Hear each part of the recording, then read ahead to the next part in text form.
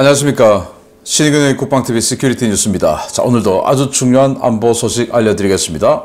특히 이 우크라이나의 젤렌스키 대통령이 러시아의 본토는 공격하지 않겠다라고 말은 했지만 그 말은 완전히 무색하게 계속 러시아 본토의 공군기지 등을 때리고 있는데, 제가 지금 최근에 여러 번 말씀드렸죠. 그런데 정말 역대급 전과가 또 나왔습니다. 오늘 아침에 전자전 시스템 등등 그 파괴했다, 한 3천억 원씩 파괴했다라고 방송을 드렸는데, 이번에는 1조 원 이상의 자산, 대형 수송기, 공수군이 사용하는 수송기들이 그냥 박살이 나버렸습니다. 이거는 추측도 아니고 현지 서방 당국이 밝힌 겁니다. 정말 어마어마한 전과. 지금 이 시간에도, 방송을 촬영하는 이 시간에도 우크라이나 드론이 러시아 각지로 지금 날아가고 있다는 소식도 들어오고 있는데요. 어떤 내용인지 보겠고, 자, 이런 와중에 중국을 찬양하는 우리 대한민국 지자체가 있죠. 그런데 미국 상무장관이 중국을 또 방문했습니다. 디커플링이냐 디리스킹이냐, 이거 도대체 뭐냐. 중국 리창 총리하고 회담을 했는데 중국에게 완전히 그냥 관뚜껑을 닫아버리는 이런 결과가 나온 것 같습니다. 어떤 내용인지 보도록 하겠습니다. 신의균의 국방TV 구독, 알림, 좋아요 눌러주십시오. 대한민국에게는 침략 전쟁의 전범이었지만 중국 공산당에는 영웅인 정률성 문제를 놓고 여러 논란이 일고 있는 가운데 호남권 지방자치단체들이 국민 혈세를 펑펑 써가며 정률성에 대한 찬양 고무 사업과 어린이 세뇌 교육을 실시한 사실이 드러나 충격을 주고 있습니다. 도대체 이 자들의 조국은 어딘지 모르겠습니다. 광주광역시와 광주 남구, 전라남도 화순군이 2014년부터 2023년까지 10년에 걸쳐 정율성을 찬양하는 사업과 기념시설 건립을 위해 국비를 받아 무려 117억 원을 쓴 것으로 확인됐다고 국민의힘 윤한홍 의원실이 8월 30일 밝혔습니다. 자료에 따르면 지난 2014년부터 올해까지 광주광역시는 102억 3,770만원, 광주 남구청은 2억 1,806만원, 전남 화순군청은 12억 3,488만원을 지출해 누적 117억 원의 혈세를 정율성 찬양고무 사업에 사용한 것으로 확인되었습니다. 국가유공자나 우리 국민도 아닌 중국인 한 명을 찬양하기 위해 이처럼 예산을 지속적으로 투입하는 작태는 전례를 찾아보기 어려운 것인데요.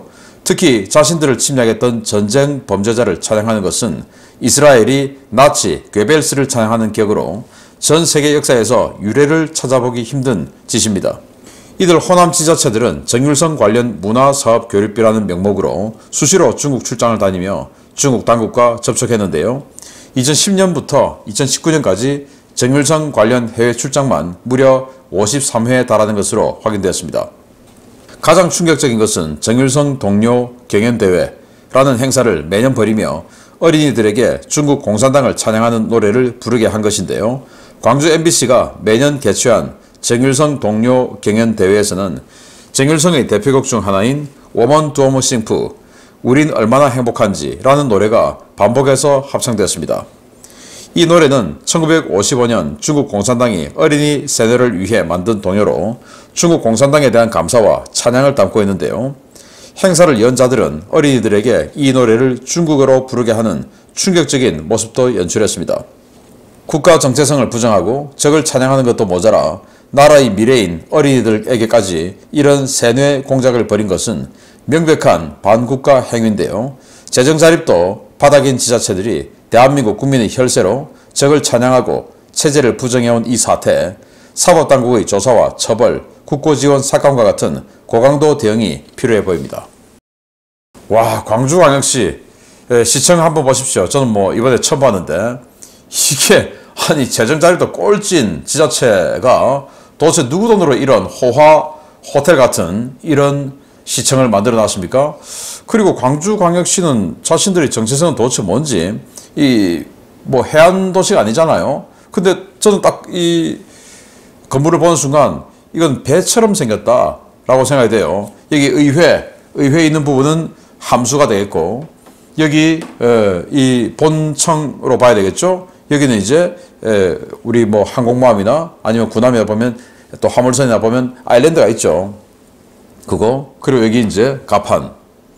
이 바빌론도 아니고 옥상정원까지 있네요. 공중정원. 그리고 이 정원 또 얼마나 잘 만들어 놨습니까? 뒤에 또 벽안도 있는 것 같고 정말 잘 만들어 놨는데 이 자들이 이 좋은 건물에서 생각하는 아이디어가 뭐냐? 적에게 어떻게 하면 잘 보일 것이냐. 와, 정말 놀라운데요. 광주 MBC가 제작한 정일성 동료 경연대회 방송입니다. 중국의 심장을 울린 정일성 해서 중국 인민해방군이 열병식을 하고 있는 이 모습을 쫙 보여줍니다. 아니, 중국 인민해방군은 지금 정전 체제상 우리 대한민국의 적국 아닙니까? 정전협정 서명 당사국이에요. 여기를 이렇게 찬양을 하면서 어린이들 불러서 매년 지금 동료 경연대회를 하고 있고 또 제가 말씀드린 이 새 지자체는 10년간 그러니까 14년부터 19년까지 53회의 중국 출장을 갔는데 정일성 관련해서 여러 명 갔겠죠. 그래서 뭐 117억 원 중에서 상당수가 중국의 출장이라는 명목으로 부서별로 돌아가면서 놀러 가는 것일 수도 있다라는 강력한 의심이 들기도 하네요. 제가 서류는 안 봤지만 찝찝합니다. 그죠? 자, 그러면서 자, 이거 한번 보십시오. 여기에 이 글만 한글만 없애버리면 이게 지금 북한인지 아니면 연변인지 알 수가 없을 정도로 어떻게 하면 북한과 닮아 보이게, 어떻게 하면 나의 이 사랑하는 우리 대한민국 어린이들을 조선족과 닮아 보이게 만들려고 노력을 하는 흔적이 정말 보이지 않습니까? 이거 대한민국 어린이 같습니까 지금? 북한 아니면 잘 봐줘도 조선족 그렇게 보이죠? 그렇게 보이게끔 노력을 한 거죠. 고마워요 사랑하는 우리 조국. 여기 조국은 누구냐? 중국입니다. 중공. 이런 노래를 부르게 하고 더 가관인 것은 이겁니다. 여기도 또 역시 북한이나 조선족처럼 보이게 한복을 개량해서 만들어서 입혀놓고 여기는 아예 중국어로 노래를 부르게 하는데 제가 좀 이따가 동영상 보여드리겠습니다. MBC 이자들이 지들도 이거 반역행위인지 아는 거예요. 찝찝한 거예요. 그래서 여기 있는 이 원문의 자막을 이 노래 다 끝날 때까지 하는데 이 소절은 새벽 바람에 오성 홍기를 스치네 라는 가사인데 그걸 아침마다 우린 책가방을 메고 라고 거짓으로 적어서 밑에 자막을 답니다. 보십시오.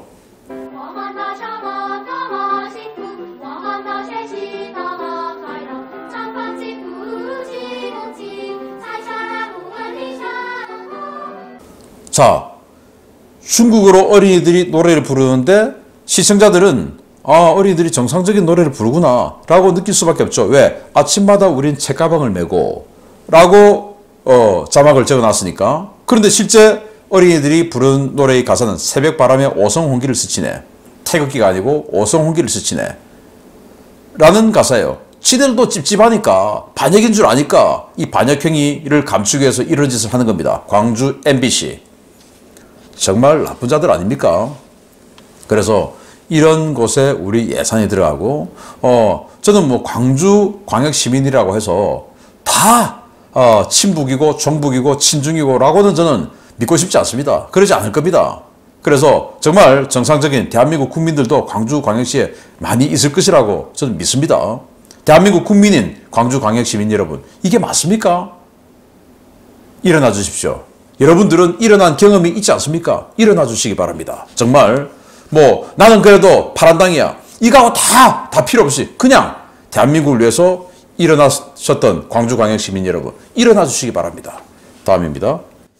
미국과 자유민주진영이 중국과의 디커플링과 디리스킹을 강화하고 있는 상황에서도 미국의 디리스킹이 중국과의 협력을 강화하는 것이라고 호도했던 일부 언론의 작태 많이 보셨을 겁니다. 중국을 방문 중인 미국 상무장관이 디리스킹이 무엇인지 분명하게 규정했습니다. 미국 기업의 중국 사업 리스크는 갈수록 커지고 있으며 미국 기업들로부터 중국이 너무 위험해져서 투자할 수 없는 곳이 되어가고 있다는 말이 많이 듣는다 라고 지나 르몬드 미국 상무장관이 밝혔습니다. 블룸버그 통신의 8월 30일 보도에 따르면 중국을 방문 중인 르몬드 장관은 29일 베이징에서 상하이로 가는 고속열차에서 가진 기자 간담회를 통해 중국 리스크에 대한 강력한 우려를 표명했습니다. 그는 중국에 진출한 미국 기업들은 지적재산권 도용과 절취, 보조금을 받는 중국 기업과의 불공정한 경쟁 등 전통적인 우려에 더해 완전히 새로운 우려까지 느끼고 있다라며 이 두 가지가 합쳐져 중국을 투자 위험국으로 인식하게 만들고 있다라고 지적했습니다. 그는 미국 기업들은 느닷없는 압수수색, 새로운 방첩법, 아무 설명 없이 일방적으로 부과되는 막대한 벌금 등에 대해 문제를 제기했다라며 그래서 미국 기업들이 다른 국가를 알아보고 있는 것이라고 꼬집었습니다. 러몬드 장관은 방중 기간 중 많은 중국 관리들을 만나 미국 기업에 대한 중국의 제안과 이에 대한 우려를 전달했고 인텔과 마이크론, 보잉 등 미국 기업들이 제기한 문제들을 중국 측에 말했지만 중국으로부터 어떠한 약속도 받지 못했다며 심화되고 있는 차이나 리스크가 해결되지 않을 것이라고 평가했습니다. 러몬드 장관은 이 발언에 앞서 리창 총리와 허리펑 경제부총리를 만나 디커플링은 없다라는 외교적 레토릭을 내놓았지만 미국 기업의 중국 투자 제한 조치나 첨단기술 중국 이전과 같은 디커플링 정책 철회 요구는 모두 거부하며 미국의 입장에 변함이 없음을 분명히 했습니다. 러몬드 장관의 이번 발언에 따라 미국 기업들의 차이나 엑소더스는 더욱 가속화될 전망인데요. 아직도 디리스킹이 중국과의 화해와 교류 협력 강화라는 망상을 주장하는 정치인과 언론인들, 그렇게 자신 있다면 본인 소유 자산부터 중국에 투자하고 그런 주장을 하시기 바랍니다. 한겨레 같은 이런 언론에서 디리스킹은 지금 우리가 중국하고 관계를 악화시키면 리스크, 즉 위험도가 크다. 그러니까 그 위험도를 해결하기 위해서, 완화시키기 위해서 뭔가 중국과의 교류 협력을 강화시키는 것을 디리스킹이라고 한겨레 같은 이런 좌빨 언론들, 그리고 민주당 같은 이런 친중 정치인들이 이야기를 해왔죠. 그런데 이번에 정답이 나왔습니다. 이번에 그 러몬도 미 상무장관하고 회담을 했던 리창 중국 총리죠. 그래서 한겨레가 또 자기네들도 그대로 또 인용을 또 했어요. 중국 디리스킹이나 디커플링이나 포장만 다른 탈중국화다. 리창이 그렇게 얘기했습니다. 내가 러몬도 만나보니까 디리스킹이 또 디커플링 그거 똑같은 거더라. 말만 다른 거지 내용은 똑같은 탈중국화 하는 거더라 라고 리창 총리가 직접 이야기를 했으니까 이제는 뭐 민주당이 주장하는 디리스킹 해야지 라고 하는 그런 주장 이제는 완전히 틀리고 무식한 소리다 라는 게 밝혀졌죠. 그리고 한겨레나 이런 친중 친북으로 판단되는 이런 언론들이 그동안 주장했던 디리스킹 이런 거가 완전히 국민을 오도하고 있었다 라고 결론이 난 거죠. 그래서 이제 전 세계는 중국과의 이런 위험성, 방첩법, 그리고 느닷없는 그냥 압수수색 마구마구 해야 되니까 겁이 나서 살 수가 있냐. 그러니까 나와야지. 다른 데를 알아보고 있다. 다른 데 가야죠. 이제 여기에 우리도 발 맞춰서 나가야 된다. 디커플링도 하고 이 기업이 안정적으로 미래를 설계할 수 있어야 되는데 그게 불안정한데 그 리스크를 해결해야 되는 디리스킹 해야 되죠. 그 디리스킹 한 방법은 뭐냐? 바로 중국과의 디커플링이다. 이겁니다. 우리 대한민국 기업들 빨리 실행해 주시기 바랍니다. 세 번째 화끈한 소식입니다. 러시아 본토에 대한 공격을 하지 않겠다는 볼로디미르 젤렌스키 우크라이나 대통령의 선언과 달리 우크라이나 드론의 러시아 중심 타격 작전은 날이 갈수록 정교해지고 있습니다. 지난밤 우크라이나 드론이 러시아 후방 깊숙한 곳에 있는 공군기지를 초토화시켰다는 소식입니다. 러시아 북서부에 위치한 프스코프 공군기지에 우크라이나군의 야간 드론 공습이 실시되었으며 이로 인해 러시아군 수송기 최소 4대가 파괴됐다고 현지 소방당국이 8월 30일 밝혔습니다. 에스토니아 국경과 가까운 프스코프 기지는 우크라이나 북부 국경에서 직선 거리로 676km 이상 떨어져 있는데요. 29일 야간 여러 대의 드론이 기지를 덮치며 치열한 대공 전투가 벌어졌습니다. 러시아는 지대공 미사일과 대공포를 이용해 기지로 날아드는 드론들을 요격하기 위해 안간힘을 썼는데요. 그럼에도 불구하고 여러 대의 드론이 기지에 주기된 항공기들을 하나둘씩 강타했습니다. 프스코프 기지는 민군 겸용 비행장으로 일류신 76 수송기를 운용하는 제12 군사공수사단 예하 제334 수송기 연대의 거점이 있는 곳인데요. 우크라이나 드론은 334 연대의 일류신 76 수송기 13대 가운데 4대 이상을 파괴했습니다. 현지에서는 엄청난 폭발과 화염이 치솟는 모습이 관측되었는데요. 오신트 소식통들은 서부 군강구 지역 군수물자들이 수송기 편으로 우크라이나 전장으로 수송되기 직전 우크라이나 드론이 기지를 덮쳤다고 보고하고 있습니다. 피격된 기지는 벨라루스 영공을 관통하는 직선 항로를 취할 경우 우크라이나 체르니우주 북부 국경에서 676km, 벨라루스 국경선을 타고 우회할 경우 750km 이상 떨어진 곳에 위치하고 있는데요. 국경선을 따라 배치된 러시아군 방공 시스템들은 이번에도 어떠한 대응도 하지 못했습니다.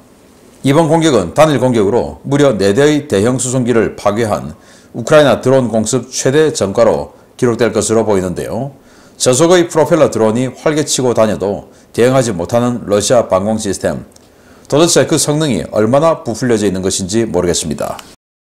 네, 굉장히 강력한 폭발음이 뻥뻥뻥뻥 계속 나는 동영상이 여러 개 지금 인터넷에 올라왔습니다. 일단 여기가 어디냐?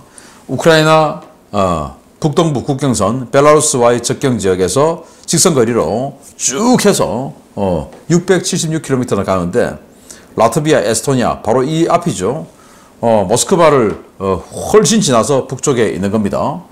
여기에 76 근위 공중 강습 사단이 주둔하고 있는 부대가 있고 그 부대를 지원해주는 수송기 기지가 있는 거예요.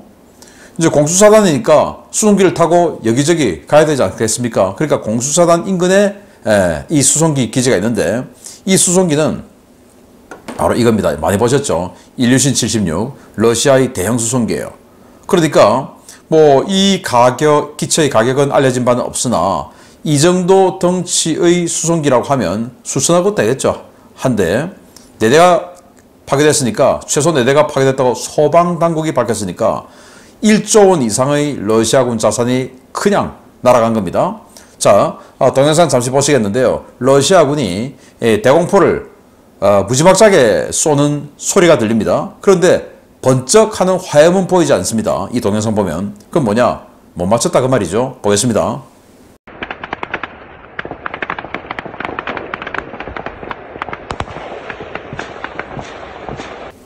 네, 그러면서 이렇게 못 맞췄죠. 그리고는 드론들이 계속 때리겠죠. 그래서 때리고 나서 이렇게 큰 화염이 일고 있는데 그 화염 뻥뻥뻥 하는 폭음 이런 것들도 들립니다. 굉장히 많은 연료 이런 것들이 파괴되는 것 같은데 그 동영상도 잠시 보시겠습니다.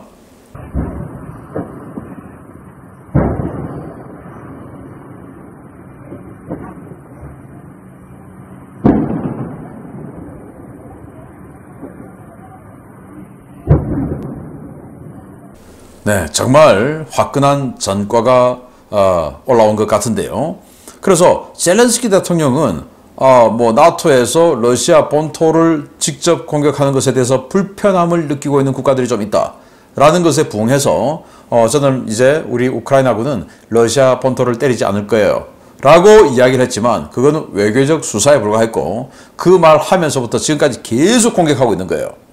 그리고 헤르손 쪽에서 크림반도 쪽으로 날아오는 드론이나 이런 것들을 탐지하는 초수평선 레이더 파괴됐다고 오늘 아침에 말씀드렸죠. 그리고 전자전 시스템, GPS 전자전 시스템 파괴됐죠. 그러니까 이제 크림 쪽으로도 마음대로 날아가서 작전할 수 있는 공백기가 생긴 겁니다. 제가 이 방송을 촬영하고 있는 이 시간에도 우크라이나군의 드론이 크림반도 그리고 벨고로드, 쿠르스크, 브란스크 등 이 우크라이나와 접경하고 있는 러시아 본토 지역에 마구마구 날아가고 대공전을 하고 있는 러시아군 또 들어오는 비행에 들어가고 있는 상황 이런 것들이 계속 보고가 됐어요. 굉장히 큰 전과가 또 나올 것 같은데 그래서 러시아가 완전히 그냥 열받아 가지고 중부 지역에서 투폴레프크 15 폭격기를 출격시켜서 거기에서 공중발사 순항미사일을 보복 차원에서 우크라이나 군 쪽으로 날렸다라는 보고까지 들어왔습니다. 아마 요격을 했던지 또는 뭔가 공격을 맞았던지 여러 어떤 결과가 나오겠죠. 그 결과도 추후에 알려드리겠는데요. 이런 식으로 이제 러시아 내륙이 우크라이나에게 계속 공격을 받으면서 러시아 시민들이 이제 알아갈 겁니다. 이 전쟁 이거 뭐지? 특수군사작전 해서 우리하고는 삶하고는 아무 관계가 없는 것인 줄 알았는데 진짜 이거 뭐 좀 심각한 거네? 라고 점점점 알아갈 겁니다. 아무리 언론을 통제해도 이건 어쩔 수가 없는 거죠. 폭음은 푸틴 그리고 러시아가 정말 궁지로 점점 몰려져 가고 있는 화끈한 전황 알려드렸습니다. 마치겠습니다. 감사합니다.